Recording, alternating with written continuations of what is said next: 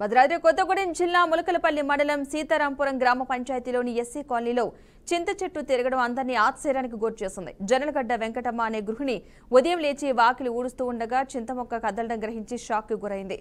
మొక్క చుట్టూ ఏమైనా క్రిమి కీటకాలు విష సర్పాలు ఉన్నాయా అనే సందేహంతో భర్త మస్తాని పిలిచి ఆ మొక్క చుట్టూ కూడా క్లీన్ చేయించడం జరిగింది. అయినా సరే కీటకాలు కనిపించకపోగా చింత మొక్క తనంతట తాను తిరుగుతూ విస్తుపోయే విధంగా తిరుగుతుంది. గ్రామస్తులు అందరూ కూడా తిరుగుతున్న చింత మొక్కను చూడటానికి ఎగబడ్డారు. ఇది దేవుడి దయమా అన్నది కూడా భయపెడితే బ్రహ్మంగారి కాలజ్ఞానం ప్రకారం నిజమైంది అంటూ అక్కడ వారైతే గుసగుసలాడుతున్నారు.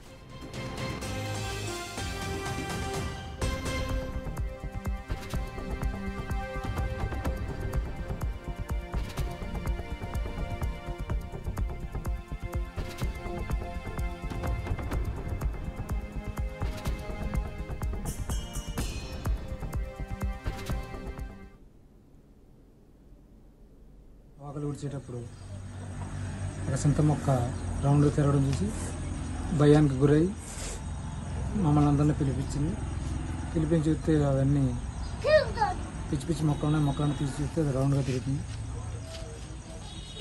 తర్వాత మేము ఆందోళన గురై దయ్యమా దేవుడని మాకు తెలియలేదు. పొద్దున్నే చీపురు పట్టి ఊడుతామని లేచినండి, వాకిలు ఊడుతామని లేచేటాలకి చెట్టు తిరుగుతుంటే మా ఆయన పిలిచింది.